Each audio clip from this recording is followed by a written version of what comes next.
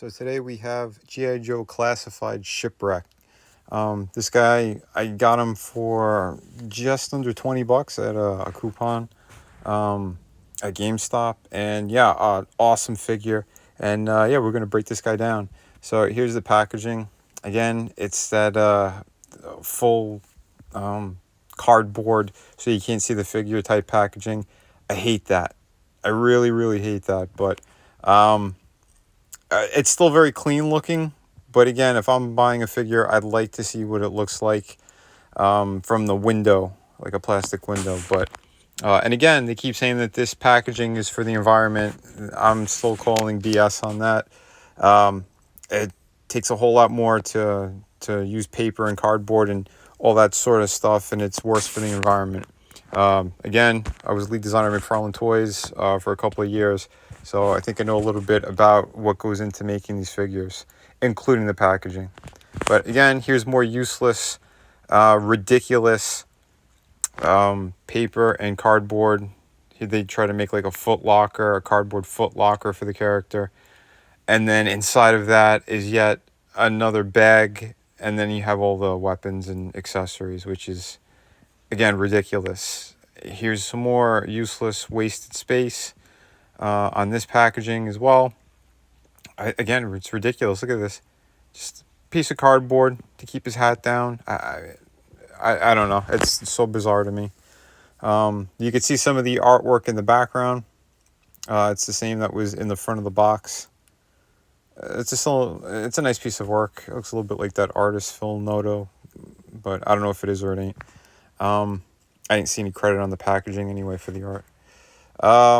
Again, and this is the bag that he's got his accessories. But we'll break down the figure first. Again, I think this is one of their better ones for sure. The detailing on this guy is incredible. His shirt, again, it's solid, so the paint applications aren't too crazy. But he does have some logos. They gave him a hairy chest. He's got his tattoos on his forearms, which is pretty cool. His navy kind of patch on his shoulder. I don't know how accurate it is. I don't know everything about military stuff and and all that. But he does have a swap out piece for the head, which I'll show you in a minute. But that's what it looks like without it. And it's just kind of like it's not really a peg, it's just kind of shaped to fit there on the inside. It holds all right, but it seems slightly loose. I mean, you could still hold them like upside down and shake them, and it'll stay on. Articulation wise, head goes up about that much, down about that much. Good rotation in there, so a pretty good ball joint. He does have articulation by the neck as well. He's got butterfly joints, shoulder, bicep, upper bicep. He's got double hinge for the elbow, the swivel with the kind of hinge going up and down for the wrist.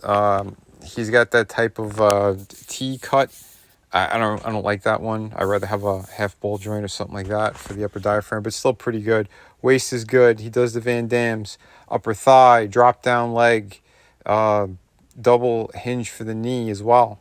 Pretty good range considering he's got that the jeans are like boot cut. Ankles, you got a little bit of that swivel in it, but it's a little bit limited because of the kind of the pant leg, how it goes, but still very great articulation. Yeah, and here is all the accessories. Again, loose in a bag, so bizarre. Here's his alternate hairpiece. He comes with rope, with a hook on it, a little hole in the top, but I'll show you later how that one works. Here's a little kind of hand anchor thing that he's got there, and you can put it on two places on him, which is good. Here's his bird. Was it Polly? I can't remember his name. Maybe it is, but yeah, the peg leg parakeet. Here's his double shot kind of cannon pistol, kind of flintlock, modern day flintlock, I guess. I don't know, but awesome looking. Great detail on this. And he does come with another little pistol that it has some pretty good sculpt work in that as well. But it's painted all one solid color, that kind of glossy black paint. So not bad for accessories. Here's a swap out for the hair, which still looks pretty good. It's got a little bit of 5 head, but you know, it's all right though. It still works. Nicely done. I like how it's sculpted. The flow of the hair and everything looks great. And you know, again, he was a cool character in the cartoon. He was one of my favorites. He wasn't in a ton of episodes, but the ones that he was in, he was very memorable. And he had a couple of really good ones that were just kind of like spotlighted him, which is cool. So yeah, again, his design is fantastic. Loving what they did here. Again, the paint applications are great. On what's there, looks good. But again, like his legs are solid. The shirt's pretty solid. So they didn't have to go too crazy with paint application. But overall, like this figure just works. His design worked on the cartoon. And yeah, and this figure just kind of shines through. I like that he's got kind of the glossy boots as well. The holsters look great.